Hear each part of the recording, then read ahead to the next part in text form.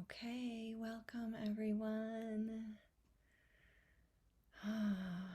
Well, I'm going to let you start today, Lindsay, because today we're talking about a very tender topic. Um, we're going to talk about grief and death, and specifically pet loss and pet grief, Yeah. because it does seem to be something that kind of falls into a different category, um, just in the way it's kind of treated in the world Yeah. and the resources that are available. So it feels like something that we wanted to dive into. So, Yes. And I know that, these topics, grief and death and pet loss can be like very heavy topics. But I think it's important to talk about them for that reason because um, people can tend to want to avoid them. And it's so important to be able to openly have a dialogue about it and also have the permission to feel what we feel about it and let that move through us. And yeah, some people can feel really alone with this. Like you were saying with pet loss, can be some people view it in a way it's like, oh, it's just an animal that lived with you and they don't have this kind of attachment. Um, I don't even want to say attachment, it's more connection, it's just like yeah. a deep connection. At least for me and my family, we're all huge animal lovers. I've had pets my whole life. And you do form these deep connections and bonds. And it's this being that's always there and it's loving you unconditionally, Hmm.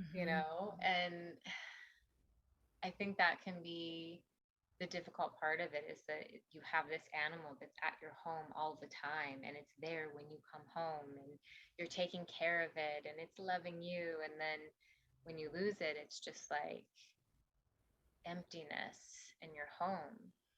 And what some people were saying in this support group I was in is like, yeah, that is a loud emptiness. It's That is a very, really good way of putting it. Yeah. yeah, it's, it's like, it's such a reminder too throughout your house, where you would normally see a pet sitting or have a certain routine with them, and you walk into that room or that favorite spot and they're not there, and that's when it can really hit you.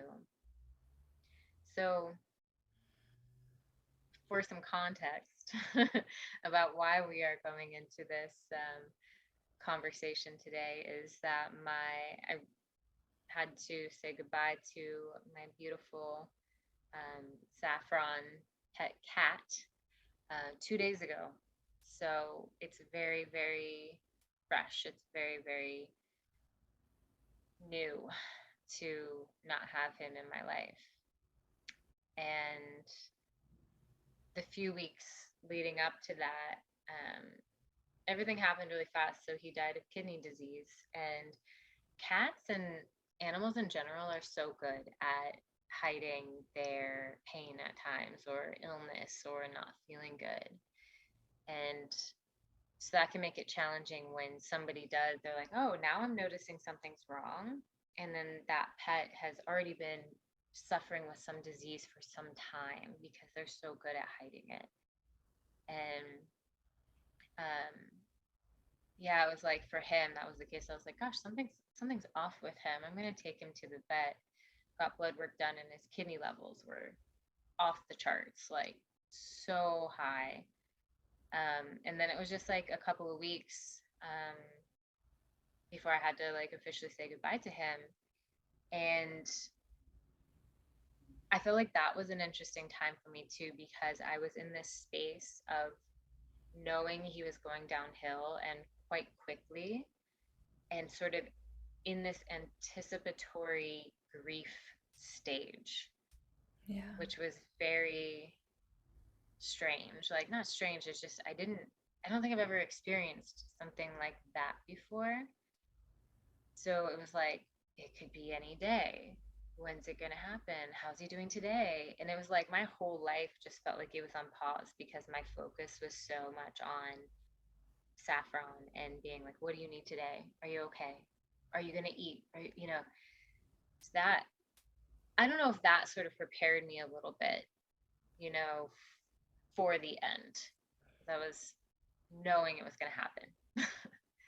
Yeah. I've experienced that pre-grief state before too, and I think there's a little bit of an idea of, that it is a preparation. I mean, it is your system preparing in a way. And also in that knowing that there's just no way to prepare for the moment that you're going to say goodbye, for the difference of this being here, this being here embodied, um, and then not being embodied, Yeah, and what that feels like, and how there really is, when you're there for that moment, this palpable loss that this soul is gone. Not gone, yeah. gone, The because, body. you know, out of the body Yeah, is, because the soul doesn't disappear. no, But there's that need to grieve, the yeah, embodiment, the a relationship that we did have.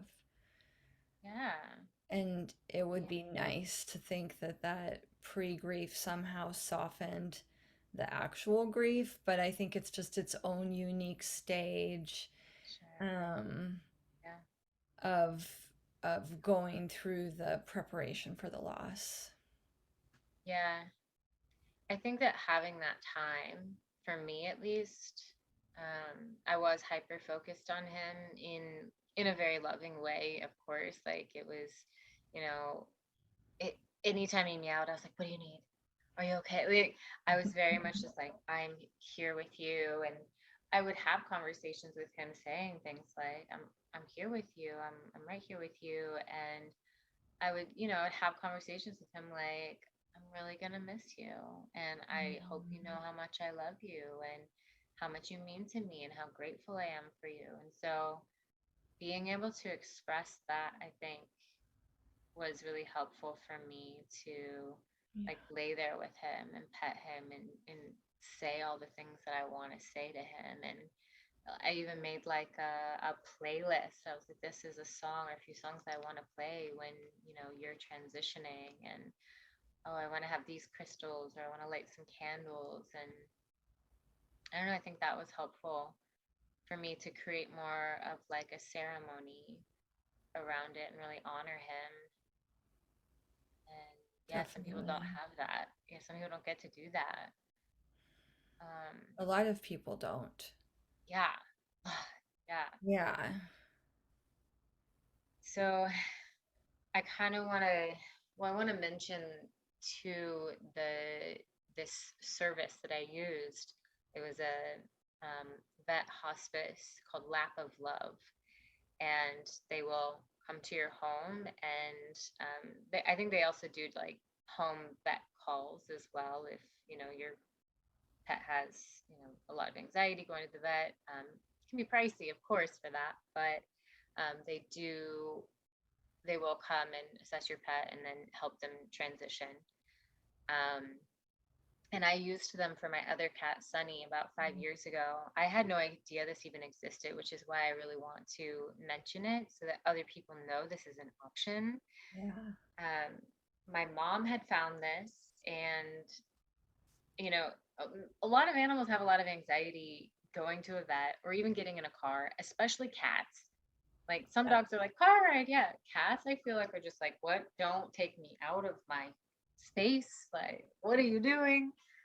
So my cat Sunny had so much anxiety that I was like, I don't want to take him anywhere. So having somebody that could come to my home and, my cat could be in this peaceful space and I could hold him and say goodbye to him that way. Um, and both times that I've, had this experience, 5 years ago with Sunny and then 2 days ago with Saffron, um, the vets that came, it takes a special kind of person to, you know, help somebody with this situation, having to say goodbye to their pet. And they, both of those vets were like just so incredibly sweet and Mhm. patient and explained everything so well. And I mean, I can't speak highly enough of like how they were and their follow-ups, and there's just such a gentle, loving nature about them that make the whole experience feel like part of the ceremony, to me. Yes. So I just like, I really appreciate that service. And yeah, because I was like, I got to sit out on the porch with Saffron where he loved being, and I got to hold him and really take my time saying goodbye to him. And they just explained she explained everything that was going on. So if people don't know that, this is a possibility, I just, lap of love, amazing. I mean, yeah, it's not great to have to go through these processes, but if we can make it a little bit easier and gentler and softer and, as easy for a pet as possible, it's like, why not? Yeah. Yeah. That's beautiful that you got to do it that way and have that ceremony and bring in things that felt resonant and to amplify the love and the beauty of the relationship. Yeah, yeah, it definitely made it special in any way that it could be special for something like that.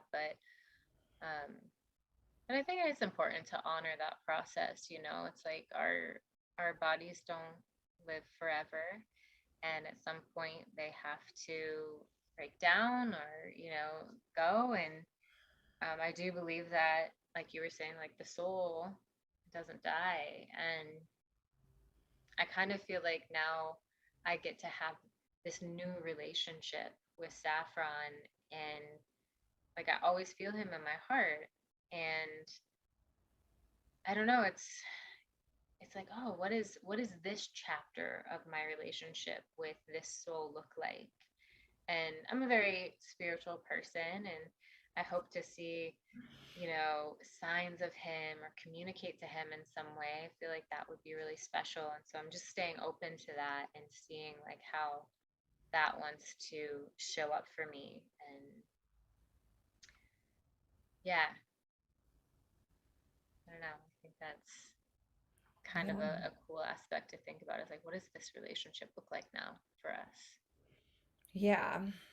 I have my first dog that I had as an adult was just like this soulmate relationship is the only way I Yeah, can describe it. that's Saffron for me. It was Soulmate. incredible. And when she passed, I was inconsolable for a long time. It was the first pet I had lost as an adult and um, just had the hardest time going through that transition. And she was a Chihuahua and like 4 pounds. Little. And by the time she passed, she was probably about 2 pounds. She was so tiny.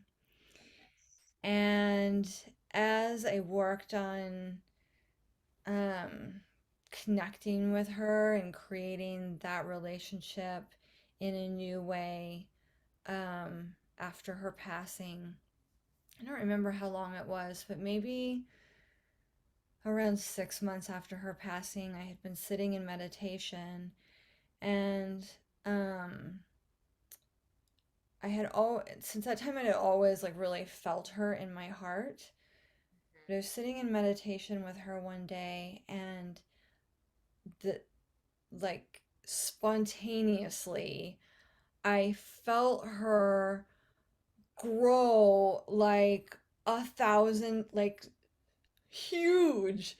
Like all of a sudden she was like towering above me and then Oh, I got like she chills. I know I'm gonna cry talking about this. That's okay. So beautiful. And then she put me in her heart. It was Oh, it was just hmm. it was so beautiful and it was really like a mystical experience. It was so real. Wow. And I could feel her just telling me, like, I'm going to be watching over you forever now. Like, I have you. Like, you had me, and now I have you.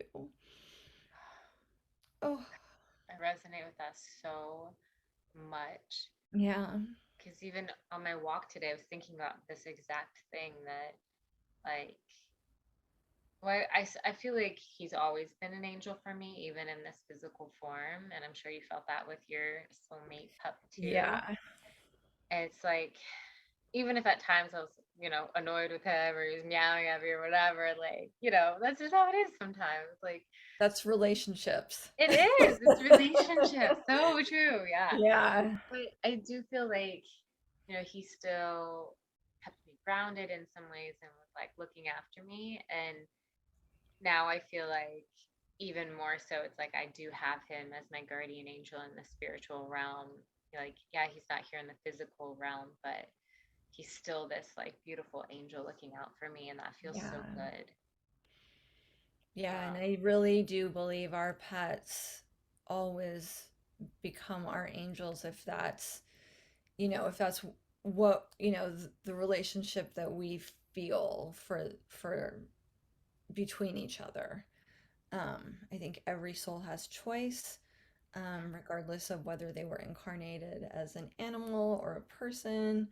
Um, I think that, but I just think that really, with so many people and pets, there's these deep soul connections that are completely unique, like not something that we experience human to human. mhm, And I just feel like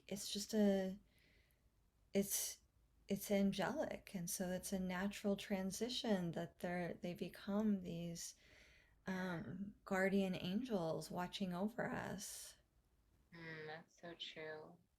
And what's coming to me in that as you were speaking is the fact that like our animals love unconditionally. They just are this like unconditional kind of love, and I think that that is what makes it so unique. Um, because as humans, we have to learn a little bit more of that or come back to that rather. I think sometimes circumstances cause us to unlearn that a bit or traumas we unlearn that whatever reason. And Yeah, you know, you could say we could say we love unconditionally, but I think we're always kind of being challenged a little bit by that and being like, okay, let me come back to that. Let me come back to that. Whereas animals just that's what they are is unconditional love. yeah, That's that part of the uniqueness of it. It's just yeah. Major heart openers. yeah. And they really have so much to teach us. Yeah. We let them. Yes. They're great teachers. Yeah, I did feel that after Princess, my first dog that I was just talking That about was her when name. Okay. her name was Princess. Oh, I like that. So She cute. actually came with that name. I rescued her, so she was a rescue. I rescued her. She was already a senior when I rescued her. Okay, I didn't know And that. yeah, and she came with the name Princess, and I could just tell that she'd kind of been through it. She had had some rough times, and she'd been with the foster, I think, a little while. I'm not exactly sure how long, but they'd been calling her princess for maybe at least a couple months. And I just was like, it's not the name I would have picked, but I just don't feel like putting you through anything else. Like I was just like, you know what? Let's just make this as easy as possible for you. This is what you're used to hearing. I'm good with it. And then actually Oh. after a little while I was like, you know what? That's a pretty perfect name for her. Oh. But one of the things I do want to share is a couple of the things that I did that really assisted me in the healing process. Yeah, I'd love to hear Um, this. so one of the things I did, and I just thought to talk about this, and I don't know if I have it. I'm gonna see if I just have it like really handy. Yeah, I do. you I never can't know. even believe it. It's like it's literally right here, and I have Yes. it. Oh my gosh, Haven't perfect. looked at this in a, a long time, at least maybe like 4 years or something. But I made a book. Oh. I'm gonna Oh. says Angel, best friend guru. Oh. That's so cute. Okay, so it says Angel, best friend guru. guru because I felt that she was truly a great teacher in my life. Like Yes. taught me and before she passed, she was sick for probably like a year and a half.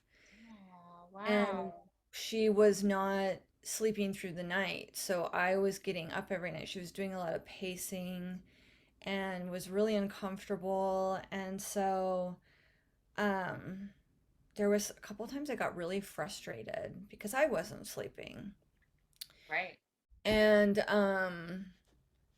it just came to me one night, this is the path of bhakti, the path of devotion. She's teaching you the yogic path of love, of devotion. And that just like was the key spinning the lock for me. And from that moment on, when I woke up, when I was tired, when I almost like started to get frustrated, I was like, I'm on this path of devotion because I love her so much. I would do anything for her. And Wow. and so it was a great uh, journey of love is what it ended up being, that care period. So I made this book. I haven't opened it that much because I just don't want it to like ever get I like it to be kind of pristine. Yeah. But It's I so put amazing though that in you it, this is a picture in my old place where we had a Buddha in the window and she would lay in the sun in front of the Buddha. Oh, that's And cute. so it's the first page and it says Om Shanti Shanti Shanti, Hmm. which, if you don't know, means Om Peace Peace Peace. And Beautiful. so I just filled this book with pictures and quotes and little messages to her that I wrote. Oh. And it's just like the book is like a prayer. It was so healing to make this book. I highly recommend this for anyone in this grief process, wherever you are in the process. If you're hearing this and you think, oh, I lost my dog 10 years ago, I wish I had known about this, Do you it. can still do Yeah. this. And it's going to be, it's just such a connection, just like created this, it kind of crystallized for me what she had meant to me, and it felt so good to put it into something Yeah. solid that I could touch and look at Yeah. and show people. I put in this quote by Amma. I don't know if you know who Amma is. She's the hugging saint. Um, Oh, one of the people that I just love, and wonderful. I've gone to get hugs from her many times. Oh, And this quote says, "In this universe, it is love that binds everything together. Love is the very foundation, beauty, and fulfillment of life." And then I have that with these little pictures. oh, she's so cute. So I don't know. Hopefully, It's people are tuning into this one on YouTube so they can see the pictures. But if I not, know. she's cute. She's little. She's so Yeah, little. so I has love Thich Nhat that. Hanh quotes Oh, and every few pages I just repeated the Om Shanti Shanti Shanti. So it's kind of that's what I strung the book together with, making it like nice. for me like a prayer. Yeah. Quote by the Saint Teresa of Avila. It is love alone that gives worth to all things. Oh, I love that. John Lennon, all you need is love. Mm. I'm Oh, she's showing pictures for those listening so yeah. you know what's happening as we giggle. They're cute. They're just sweet little. Those quotes are beautiful too. So, I spent a really long time putting this together and just gathering the pictures and quotes and some of the personal things that I wrote. Um, it was really soothing. And just send it off to one of these companies that makes these little books Mm. online. I just created it online Perfect. and then, you know, the this is hardbound. You can there's all kinds of stuff online like this. So, Okay, the you can just boostable. Google it and it was um I highly recommend it. It just Yeah, that's was really really beautiful. healing. The other Beautiful. thing I did that I found very healing um, was I wrote letters to Mm. her.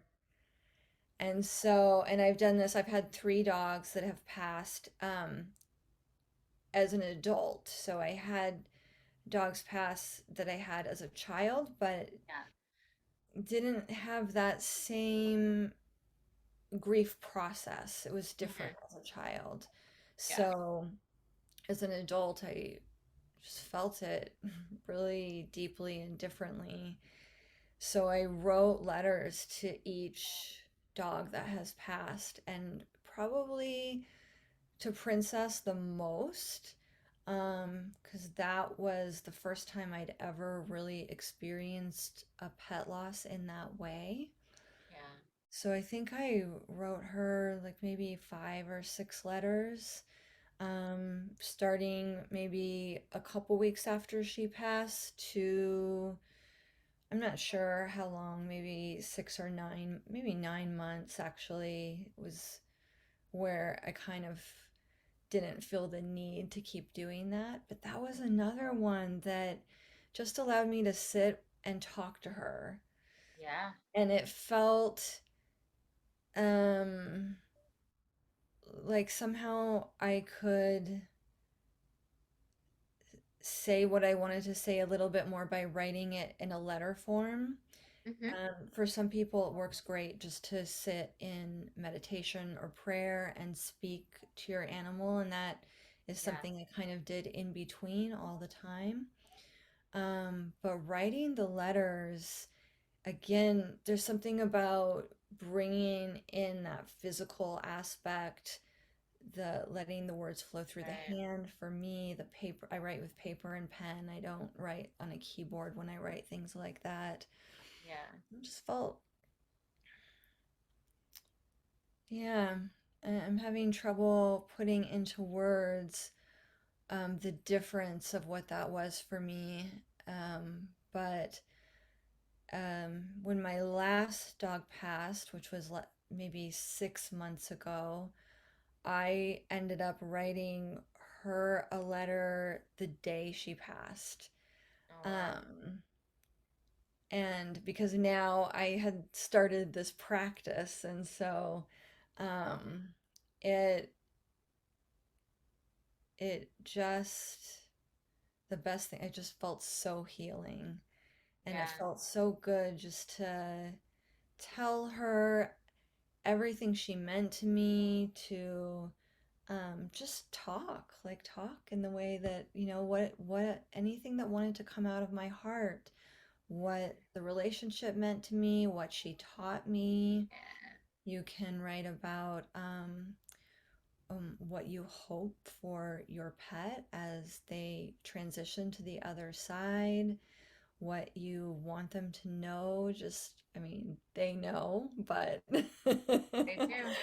but it makes us feel good to just make sure by saying something. So, Yeah. pets are such energetic beings. Yeah. They really know our hearts, but we have our own grieving and healing process. And so those are two tools I really wanted to share that have made a profound difference in my healing and really felt like it did um,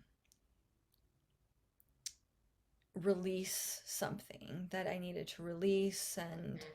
anchor me in that love and the lessons and the growth and the beauty that I received from the relationship. So beautiful. I think those are really incredible practices. And um, actually, one thing I was thinking of doing was kind of going through like all of my Instagram story archives and like finding the videos that like he's in and creating one big video of like all of the different stuff, because some of them are just like funny, or he's like running around like a maniac, or we're like watching squirrels climb on screens together, like just funny stuff that or just sweet stuff. And I feel like having like one video that I can watch all these different clips would feel really nice for me Yes. to have, or just like hear his little meow or whatever. Yeah. So And it's a um, nice way to just spend a lot of time sitting with the memories and the videos and photos and just being in that space.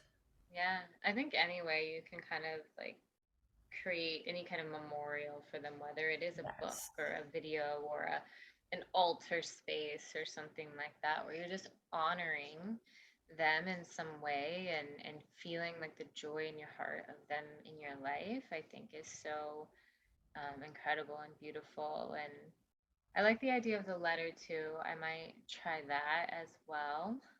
Sometimes I mean, this is still very new and fresh for me, just 2 days ago. I know, I'm Um, really impressed that you could even be in this conversation right now. You know, that's something I kind of want to talk about, that I feel is I'm like watching myself in this too.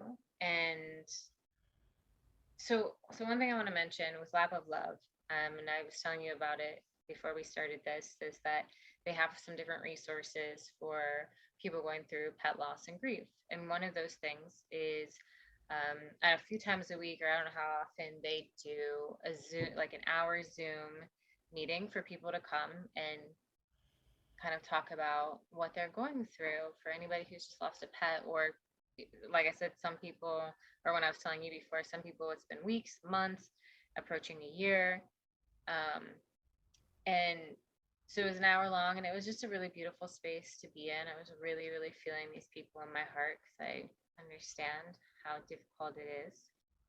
Um, but it's, you know, there are people who lost their pet a year ago or months ago, and they're still in very, very deep stages of grief, and still not able to function or eat or sleep, or they just cry all the time. And I honor everybody for whatever stage they're in with that, because there is no specific timeline with grief.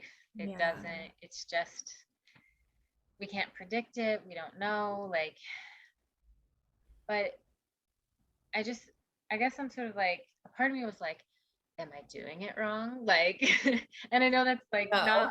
not even like a question really. I'm just like, I know that's not I it because know, of course, the thought goes yeah, through all our heads in different times.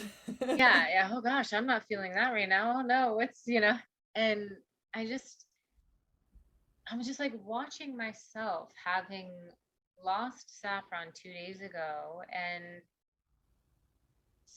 not in these like really deep like stages of grief. And obviously that doesn't mean like I didn't care about it and we're gonna love, like No. I love this soulmate cat, but I was kind of like wondering to myself like what is helping me to process this in a different way than what I'm seeing these other people process this. And I don't know if I have like a direct answer right now, and maybe deeper grief is on its way. I don't know. And Yeah. but I think I'm not afraid of that. I think I'm just like, if more deep grief is coming my way in the next days, weeks, months, like I will be with that. And I thought too, perhaps it is that mindset of whatever is wanting to arise for me, I'm going to let it. Like Yeah. I will fully 100% allow it to be there and allow myself to really feel it. And then I was also reflecting on the fact that I have so much beautiful support around me in so many different areas of my life and different communities that I'm in. Like family, different, friends from different aspects of my life, different communities that I'm in, work people, like literally everybody that I know that I have expressed what has happened has all been so supportive and loving and understanding. And perhaps that is something that's helping me also Yeah. go through it, because there's so many people that are just holding space for me in such a beautiful way. And it's like, Yeah. wow, I feel so blessed by that. And there are some people, like even in that support group today, where their family members don't understand why they're still going through grief, and they don't understand that deep connection that they had. And so they feel really alone. And that Yeah. kind of breaks my heart for those people, because I'm like, you're not alone. You are so allowed to feel everything that you're feeling, even if it's been years, you're allowed to. And I'm just like, oh, wow. But it really does show um, that we all process these things differently. Yeah.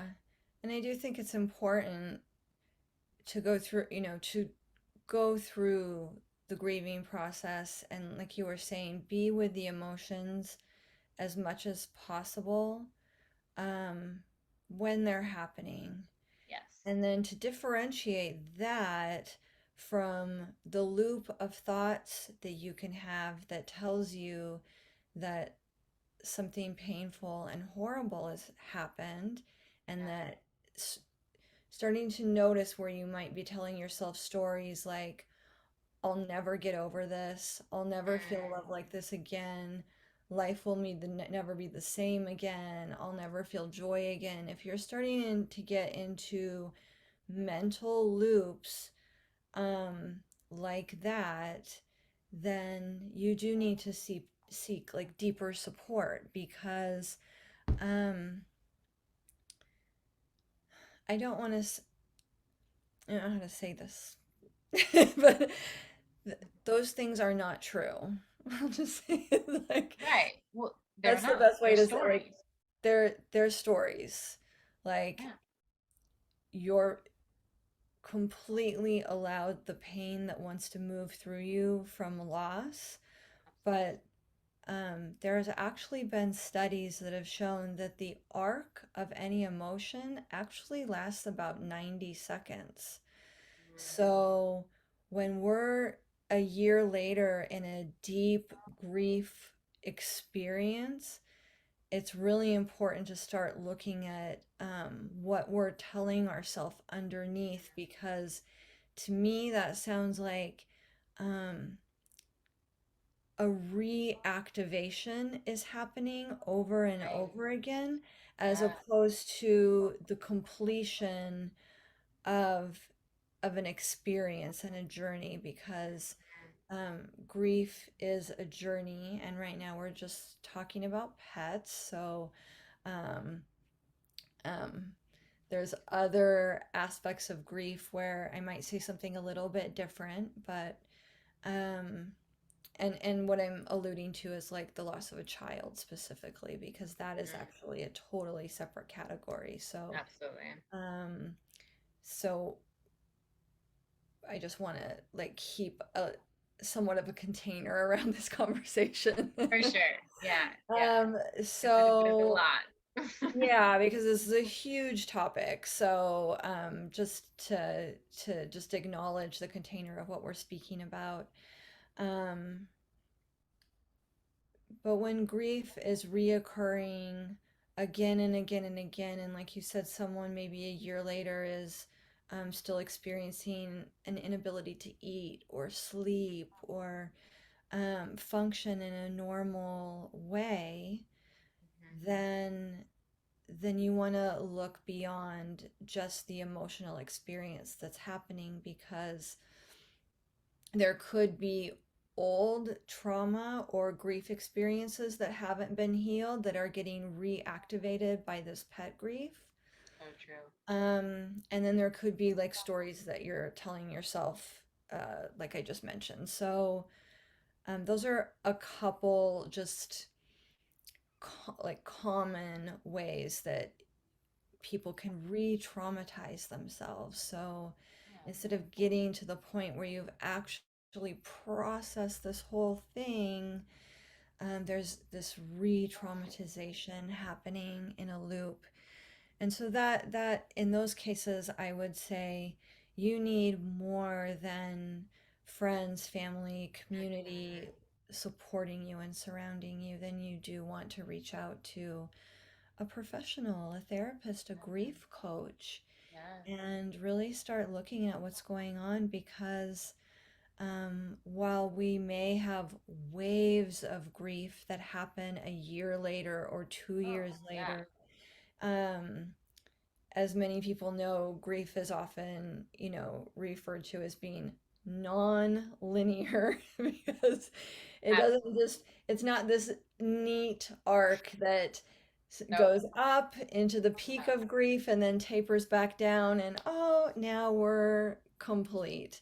Yeah. It's just not that simple. So waves of grief can come um And I years experienced after, that a lot. yeah, Yeah.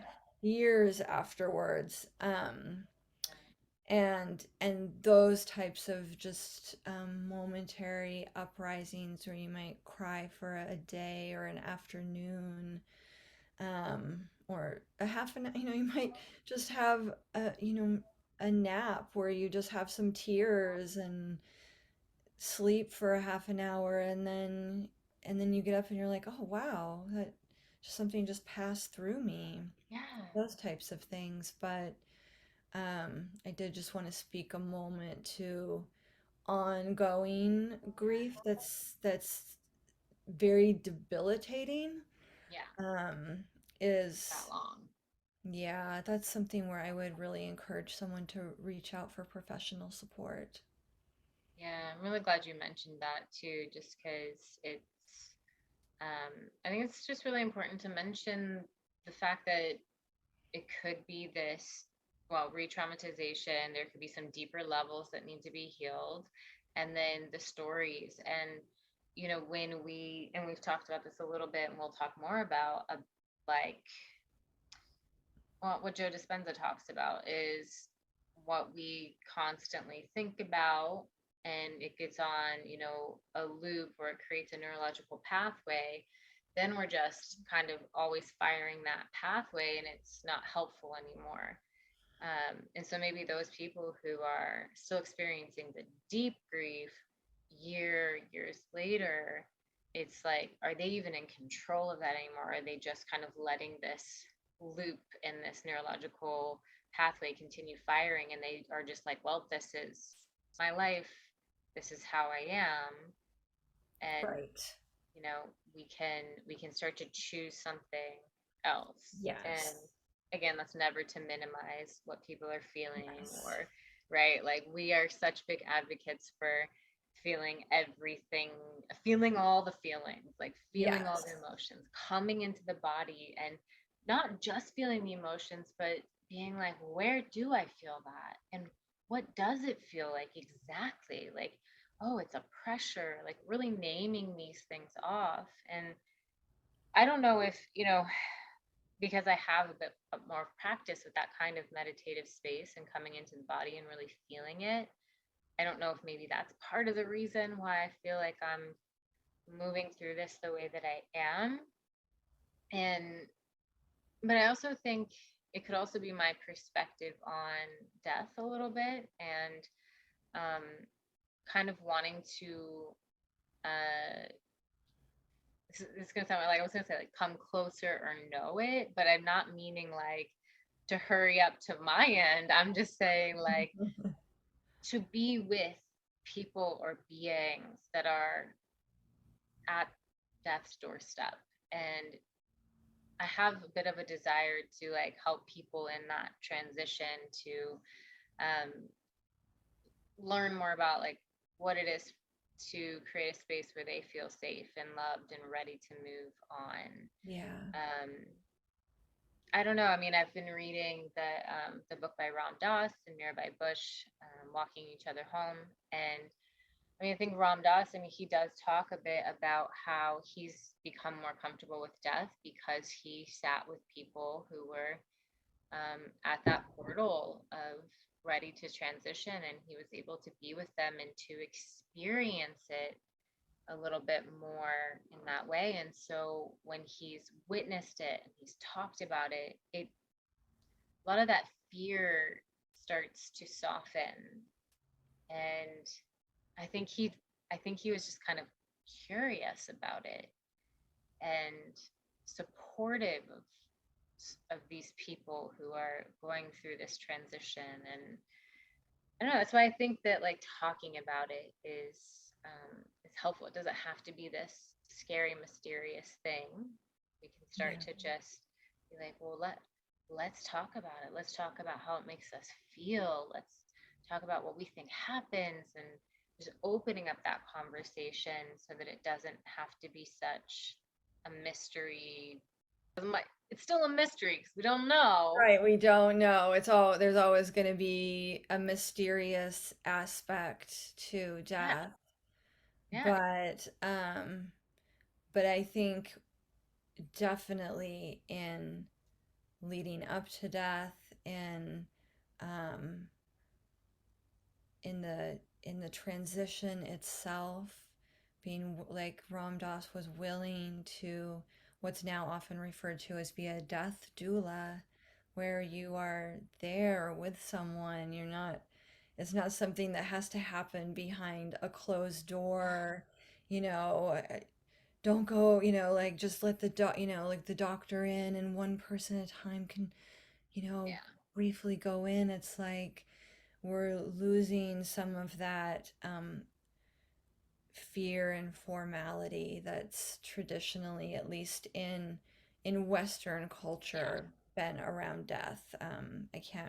I know that's not the same in every culture, and I can't speak to all those absolutely. different cultures, um, but in the Western experience, there's been a lot of putting death behind closed doors.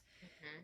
And a lot of for people, death has been moved into like the hospital space, so it happens in a like very clinical environment as opposed Yeah. to a home environment, which traditionally has been where it's happened so that family members can be there and be with the body for, I think traditionally it's been like 3 days after death.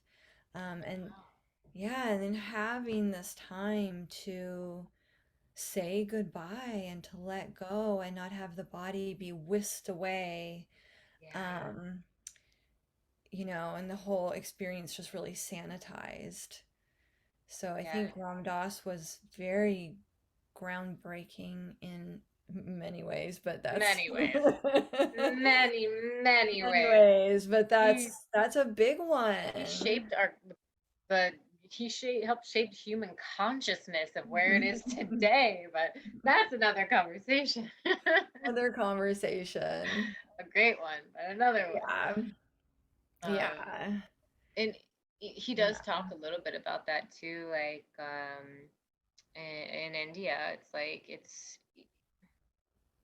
kids are brought into that experience, whereas in Western culture it's like, don't, oh, we don't want to talk about that, we want, it's okay, like, and the kids are confused and like, what's going on, I don't understand this, whereas like in other cultures it's like, a body is carried through the streets to where it, it needs to go Right. next, and it's not hidden and covered up, and so it takes some of that, kind of what I was saying, the mystery of it away. It's just like, oh, this is a natural process, Yeah. and this is the cycle of life, and it doesn't have to be as scary as we make it.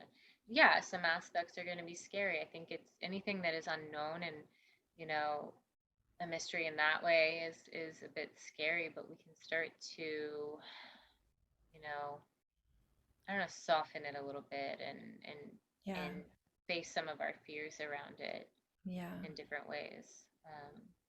So I think I do have this sort of curiosity around learning more, and um, yeah, being with people and supporting them through that process. And I don't know what that looks like yet for me, but Yeah. um, it's interesting for me to even be like, I have an interest in this. I have an interest in learning more about death. Like, it feels sort of strange to say. I had an interest in that for a long time and did a lot of study and reading about death and dying and the afterlife. And um, I would definitely say that for a long time it was a passion of mine. I Wow, was, yeah, cool. and I won't go into the long story here, but there's, I think, reasons. But there was just so many questions I had about death, dying, and the afterlife, um,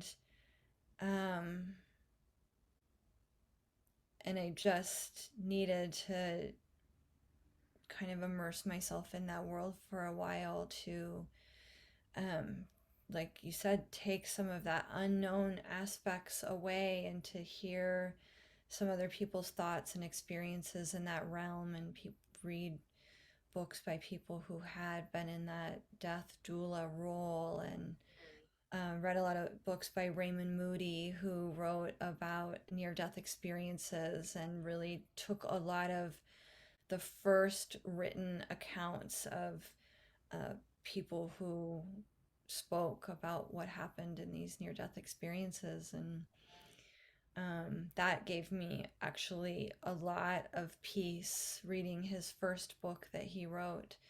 Um, just the experiences that people spoke about were so uncanny and so actually kind of impossible Wow. to have been able to talk about or write about if it hadn't been an real true experience of their consciousness, um, when obviously their body was somewhere else, like, on a surgery table or, where someone was like, with a body they were trying to revive and their consciousness was elsewhere listening to a conversation that they could then come back and say, you said this and then the other person said this, and there people were like, that is actually exactly the conversation we had. And how would you know that? Right, Yeah, you weren't in the room, but their definitely. consciousness was. So Yeah, um wild. things like that just started to really open my mind and my heart and my spirit to things that I had always been told were true, had um, believed in some ways, but then when it came to actual loss of a loved one, then the doubt would creep in and feel like, but Mm, is it true? Is it, how do we know? And of course, like we said, we don't. we don't. We don't.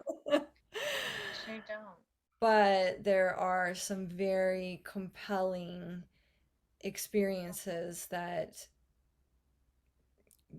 anchor what I believe to be true, which is that the soul is eternal and Yeah, consciousness is eternal, um, and that continues beyond the body. right. And that's like kind of where I feel like we were kind of talking about, like we do have these like guardian angels of our pets. And I guess another, yeah, kind of another reason why I feel like, I don't know, I'm processing this the way I am is because I do believe that Saffron's soul is with me. Like I didn't lose him. His body is no longer here, and yes, I get waves of grief and sadness and moments of, I still haven't been able to dump out his food and his water. It's still there. I haven't gotten rid of his litter Um, box yet. I'm not ready to yeah. totally flip my house around yet. So I'm like, okay, I'm not ready for that yet. I will be at some point, but I'm not ready. Mhm. Um, but I feel like it's almost like he's with me more now. So it's like when I go out for a walk, I'm like, he's here, he's with me. Especially when I'm like like out in nature, I feel so much more of like the spirit realm in general when I'm in nature. And so it's sort of like, oh, he gets to come on a walk with me. Like, I don't know. I guess I'm just feeling it differently. And there is that curiosity in me, like I had mentioned before. It's like, what does this relationship look like now? And I think there's this sort of excitement of seeing how that wants to form for me and him. And also a desire for me to come into some meditations with the intention of opening up that communication with him. And um, so it's like, oh, what does this look like? There's something really intriguing about it to me. And like, yeah, of course I want to hold his little body and hug him and kiss him like so much. I mean, he was so soft still to the final Mhm. day. I was like, hey, you're so soft still, your coat is so gorgeous. And I kind of miss all of that. And I Mhm. do, but there's something new with it. I don't know. I Yeah. don't know. And I guess I'm also reflecting a lot on just the gratitude that I have for having had 17 years with this beautiful soul in my life. And it was just felt like, yeah, I had moments and struggles with him as a pet, but there's so much love. Like he helped me love in a new way and receive love in a new way. And I feel so grateful for that. That feels really nice to me. Yeah, it's such a gift. Such a gift. Yeah, and it's beautiful to just be in that acknowledgement of the beauty of the relationship, you know, so Yeah. soon. Yeah. Yeah. I don't know. It's like I said, there's this part of me that's like, am I doing it wrong? As I said, I'm like, am I not grieving the right way? And it's like, well, I can't compare my experience to how No. other people are going through it, and I wouldn't want to because it's so unique to me. And who knows what tomorrow will be like, or the next week, and whatever. Yeah. But Yeah. yeah, I'm just gonna I'm just gonna be with that. And yeah, I think, yeah, I don't know. The Yeah. other thing that I just was gonna mention, that as far as like processing things, and um, at other times in my life when I've experienced grief through like a breakup, like a relationship ending, or a pet loss or something, is that I find that kind of in my day-to-day normal life, I'm very more like goal oriented and like get this done and here's the to-do list and like here's my routine. Um, but then of course the past like couple of weeks, a lot of that was put on hold. Um, and then I find myself coming into these more like slowed down creative spaces. And I find that I want to play with art or like just whatever kind of like expressive way. Like when one of my relationships ended, um, it kind of ended, it ended abruptly, and I was very like, what? I thought everything was fine, like, kind of thing. And then I like created this. I At the time I was into like doing a lot of pressed flowers. Um, so I pressed all these flowers and then I like glued them to a canvas and kind of painted around it. And like it was something I had never done before, but I was like, I want to create this. And I was like kind of really proud of it. I was like, that looks cool. And in another breakup, I got on YouTube and I followed like a painting tutorial. I don't ever paint, but I was like, I feel like trying this. And Mm-hmm. like right now I'm feeling more inspired just like make more jewelry, and I just got this hand pan and I'm like, oh, I want to dive into this. And I just think it's interesting that in these moments where I'm going through something like this, my whole kind of routine and mindset starts to shift and slow down and allows me to tap into a bit more of like expressive creative nature. And I just think that's really Yeah, that's really interesting. beautiful. Yeah, Yeah. maybe Yeah, that's it just does. It seems kind of resonant with what I was talking about with the writing or creating the yes. book. It's like Yeah. something creative to flow through. Yeah. The expression. Yeah, maybe that's it. It's just like there's things that are wanting to be expressed. And Yeah, whether it's like tears and anger and all the things, or it's art and it's writing, or it's putting together music. a beautiful book. Yeah, music. Um, I think that art, creativity can be so healing. I mean, think about, I feel like, I mean, not all the time, but it seems like a lot of people who might suffer with depression or anxiety, um, they do express themselves through art. Obviously, not everybody, but I Everybody, do but find that there are a lot of like artists, um, that like I'm looking at their work and I'm like, how do you even create that? And like I kind of find later that there is some like stuff, like deep stuff that they've been trying to deal with, and that was their way to like get it out. yeah, It's like there's something to that. yeah, definitely. Yeah. Beautiful. So yeah, there's so many ways that we can kind of work through these difficult moments, and I guess it really just comes down to really allowing and being gentle with ourselves and loving ourselves and Yeah.